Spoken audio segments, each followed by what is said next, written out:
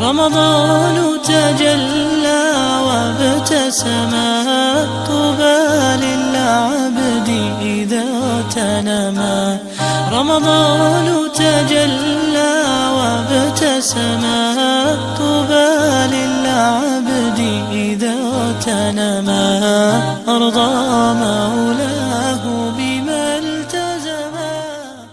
Palembang terkenal dengan empek-empek kapal selam. Bengkulu terkenal dengan lempok durian. Siapa yang menjawab salam, semoga cepat umroh bersama Ustaz Samlan. Assalamualaikum warahmatullahi wabarakatuh.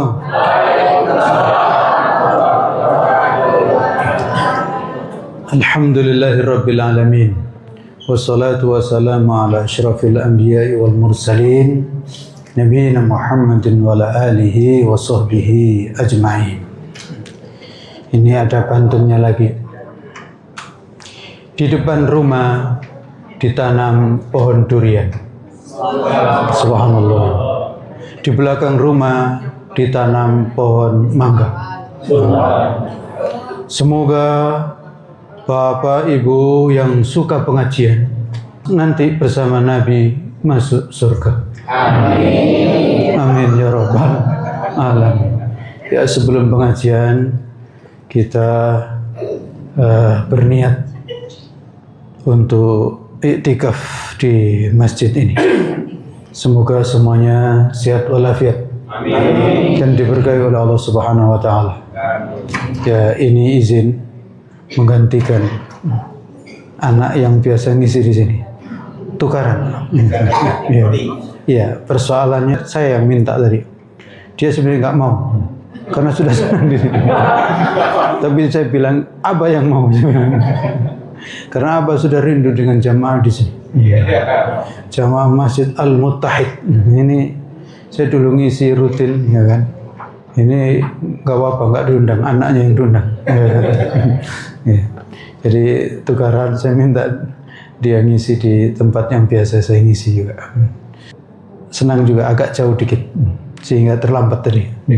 Anak sudah mengingatkan juga, kejauhan bah, terlambat, biarlah saya bilang. Sekali-kali. Ya, tadi Bapak, Ibu, dan saudara-saudara sekalian, imam kita membacakan ayat, Ya ayuhan nas, wahai manusia, inna wa'dallahi haqqa, sesungguhnya janji Allah haqq. Fala taghurrannakumul hayatud dunya, maka janganlah kehidupan dunia sampai memperdayakan kalian. Wala yaghurrannakum billahil ghurur, dan jangan setan itu bisa menipu kalian dari jalan Allah Subhanahu wa taala. Inna syaitana lakum adu, sesungguhnya setan itu bagi kalian adalah musuh. Fattakhidhuhu aduwa, maka jadikanlah setan itu sebagai musuh. Innama yada'u hizbahu, sesungguhnya setan itu mengajak golongannya, partainya, gitu. Liyakunu min ashabis sa'ir, agar mereka itu menjadi penghuni neraka. Ya, luar biasa Pak Imam kita tadi itu. Saya pikir imam dari Masjidil Haram. Nah, ternyata sahabat saya. Beliau banyak membantu kami berurusan dengan pondok pesantren terkait dengan ya sertifikat dan seterusnya itu. Pak Haji Ghoswari. Ya, karena tadi beliau membacakan ayat ini, padahal saya ingin menerangkan yang lainnya. Tapi ya ayat ini nyedot apa yang dibacakan tadi. Hari-hari ini kita sebentar lagi akan ya ditinggalkan bulan Ramadan. Mau tidak mau, ya seakan-akan Ramadan itu baru kemarin. Tapi sebentar lagi sudah akan meninggalkan kita. Dan yang membuat kita deg-degan, gitu, deg-degan. Itu berarti sebentar lagi setan itu dilepas. Ramadan masuk, itu setan diikat. Berarti Ramadan pergi, setan dilepas lagi. Gimana kira-kira? Bapak, Ibu-ibu sudah siap berlagu dengan setan ini? Ya, tadi sudah disinggung juga. Ini ada yang menyebutkan malam 27, ada yang menyebutkan malam 28. Iya. Saya melihatnya, insya Allah ya. Setan tempo hari itu pas Ramadan masuk itu diikat. Banyak orang itu bertanya, benar nggak Ustaz? Setan diikat. Saya bilang benar. Alhamdulillah. Saya melihatnya, tanda-tandanya. Iya kan? Kan tempo hari itu ada yang mengawali bulan Ramadan itu malam Rabu ya? Malam Rabu kan? Malam Rabu. Ada yang mengawali malam Kamis. Jadi malam Rabu itu kan menteri belum mengumumkan. Mengumumkannya itu di waktu Isya. Tapi saya melihat di malam itu maghrib sudah banyak yang datang. Itu menunjukkan mereka semua itu kaget karena setan diikat.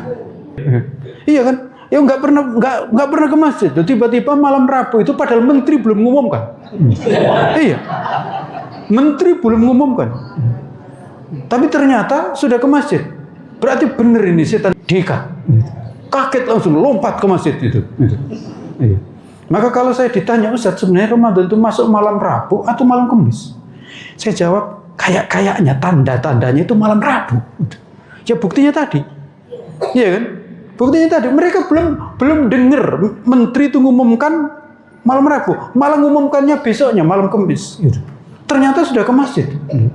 Loh, apa yang membuatnya ke masjid? Kalau bukan karena setan dilepas. Itu. Tapi wallahualam nanti hari rayanya. Kita berharap hari rayanya bareng hari Jumat. Kalau nggak bareng ya berarti ada penambahan waktu setan diikat. Itu aja. Tapi yang jelas ya insya Allah kita semuanya hari raya mau beda mau bareng ya insya Allah bareng semua ya. Hati kita bareng, hati kita seragam, hati kita bertakbir, bertahmid, bertasbih, bertahlil. Itu. Dan tentu saja yang kita ingat tadi, hari-hari ini berarti kita harus mempersiapkan diri karena sebentar lagi setan itu dilepas. Alhamdulillah benar memang setan itu diikat. Ya kita semuanya buktinya alhamdulillah sampai jam ini kita masih di masjid dan masih nunggu lagi nanti kita. Saya dengar katanya di sini nanti sampai ada yang tidur di masjid ini. Iya betul Ibu. Iya, ibu-ibunya ngirim sahur ke sini kan? Iya. Iya. Karena memang alhamdulillah di bulan Ramadan ini kita betul-betul insya Allah telah bisa mengalahkan setan. Iya, mengalahkan setan. Oleh karena itu sebenarnya kemenangan itu ya di saat Ramadan ini. Di dalam bulan Ramadan ini kita betul-betul menang. Ya memang kalau nggak menang kebangetan. Lah musuh diikat masa kita nggak menang? Ibarat tinju, musuhnya diikat. Maka yang bahaya itu nanti setelah bulan Ramadan ketika setan dilepas. Karena itulah Allah mengingatkan, wahai manusia, ingat janji Allah itu pasti benar. Jangan dilupakan. Adapun janji selain Allah, apalagi janjinya setan, pasti itu tipuan. Janji-janji manusia saja banyak tipuan, apalagi yang jelas-jelas setan. Oleh karena itu jangan sampai sekali-kali kalian diperdayakan oleh dunia. Ya, dunia ini sementara. Dunia ini kecil dan sudah kita buktikan di bulan Ramadan, makan dan minum ini kan persoalan kecil. Buktinya kita bisa berpuasa.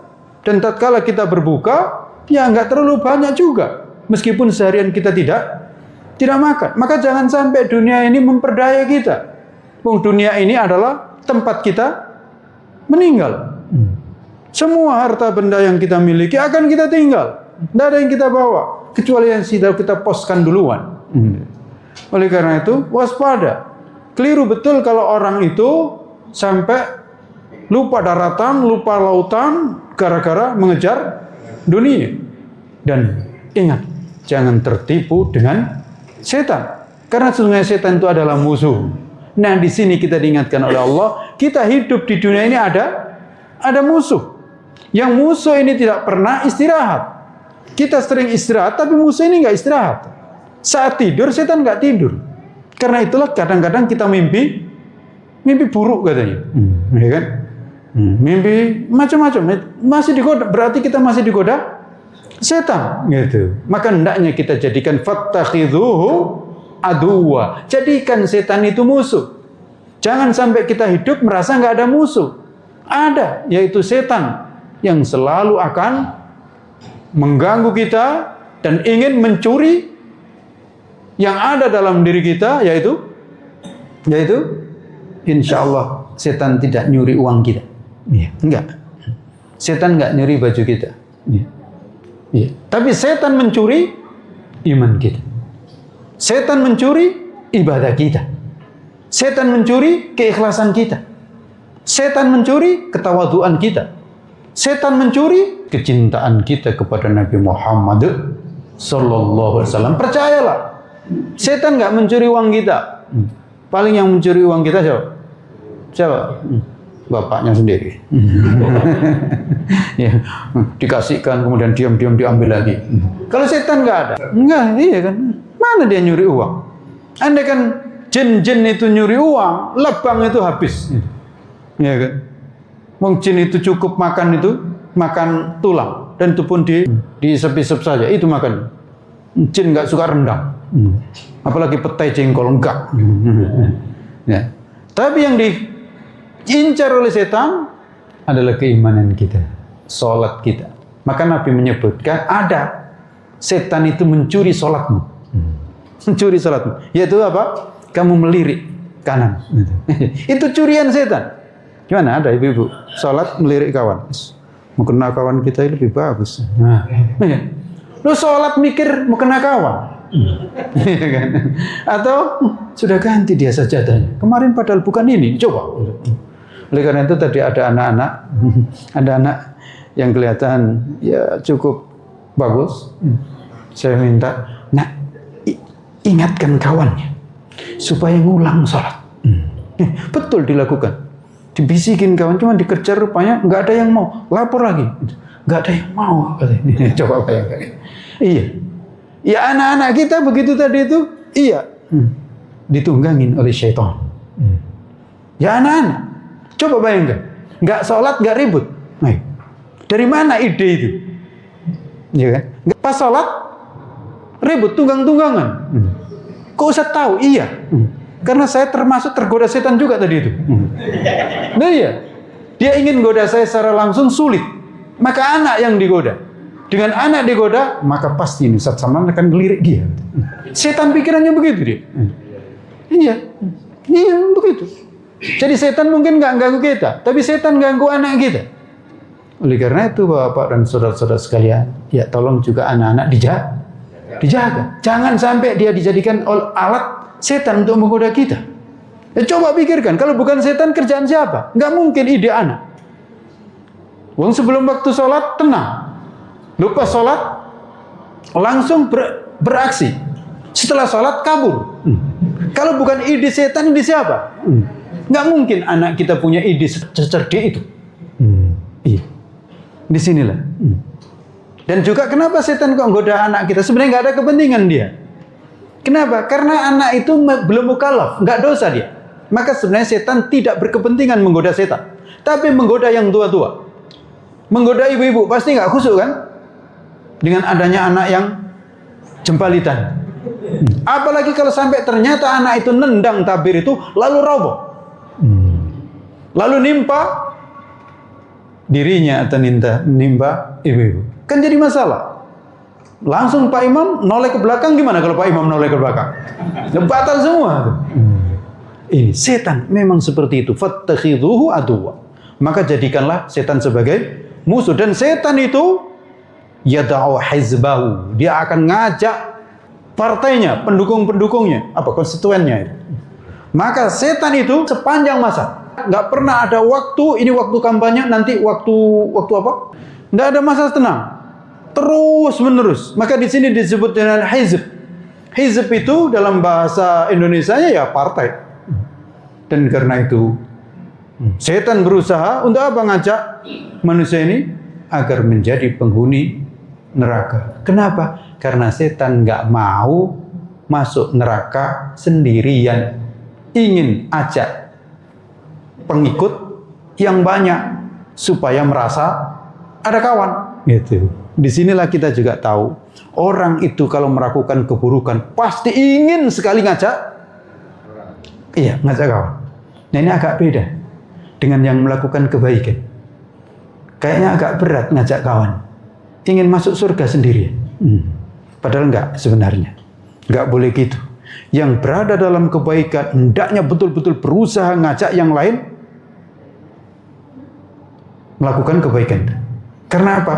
Yang berada di keburukan itu berusaha akan ngajak yang lainnya masuk di keburukan itu.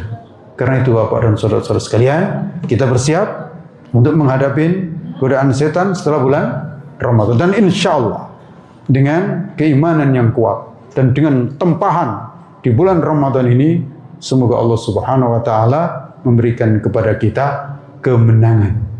Semoga mendapatkan kemenangan yang sejati, bukan kemenangan yang semu. Dan dari situlah layak kita pada akhirnya nanti betul-betul menang dan mengikuti Nabi Muhammad sallallahu alaihi wasallam masuk surga.